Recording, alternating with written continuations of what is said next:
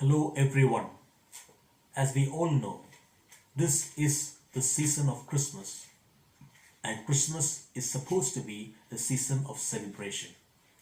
But as an Indian and as an Indian Christian, I find it very difficult to celebrate Christmas this year. Why? Because many of my sisters and brothers who are peacefully protesting against a right-wing nationalist regime are tagged by the state as anti-nationals. They are beaten up, they are tear-gassed, and some of them are shot and killed. Peaceful rallies are banned, the internet is cut, and many are arrested and detained. Even students who are peacefully studying in their libraries and innocent children are not spared, as they are also subjected to the state-sponsored violence. For me, it looks like India is facing a kind of undeclared emergency. It is a state of undeclared emergency that is happening in India. How can we celebrate when the nation is burning? How can we sing Silent Night when the state becomes ruthlessly violent? How can we say peace on earth when there is no peace, but only hatred and revenge, promoted as a propaganda by the fascist forces all over India? Well, if this year's Christmas is not a time to celebrate, what exactly should be this year's Christmas? For me, Christmas reminds about a kind of resistance. Christmas reminds us about a little baby wrapped in swaddling clothes and lying in a manger, born to resist the then violent and authoritarian Roman Empire.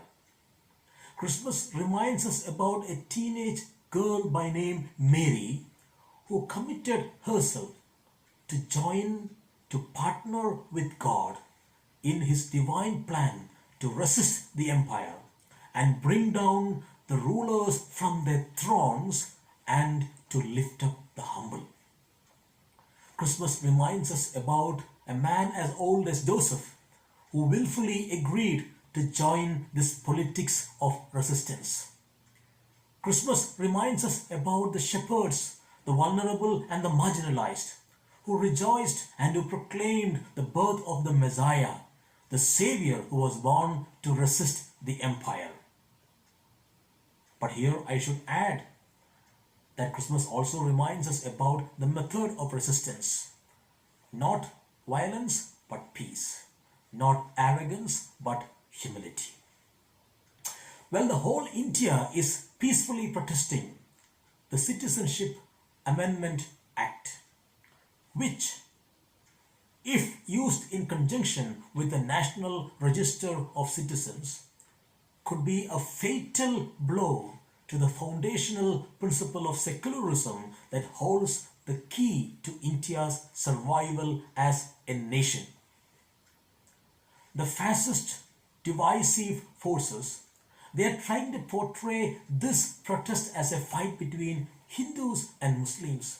No, this is not a fight between Hindus and Muslims, and this is not only the issue of Muslims in India.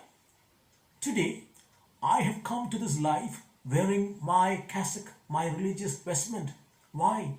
To affirm the fact that this fight is not between Hindus and Muslims, is not a fight between two religions.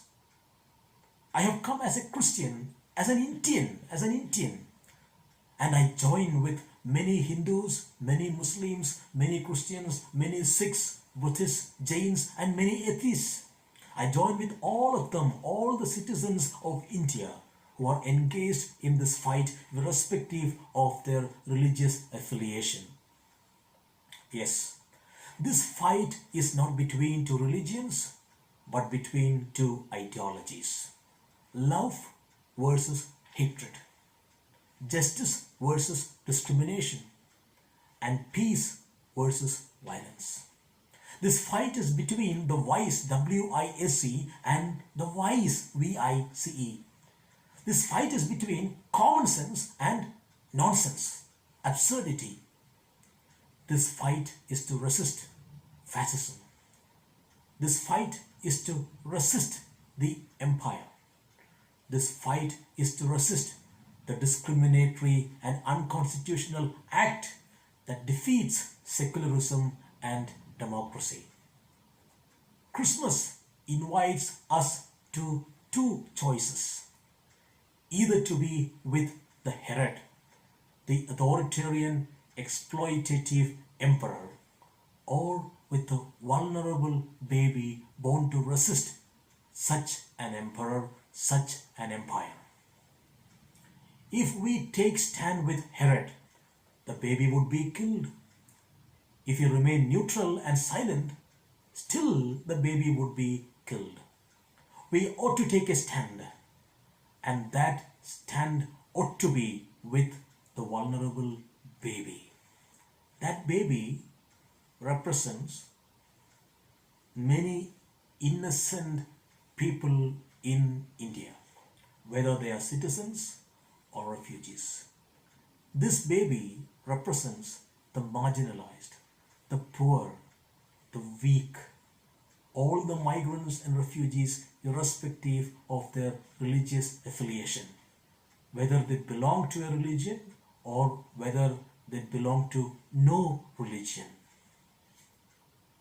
My dear sisters and brothers, as citizens of India, we have come to a point where we should make a choice between to protest or perish, to resist or perish. I don't want to perish, and I don't want my nation to perish. I don't want to perish, and I don't want my nation to perish. Yes, this point of time is very crucial to our nation. We should engage in a fight to resist the authoritarian fascist empire so that our nation would continue to breathe secularism, so that our nation would continue to breathe democracy.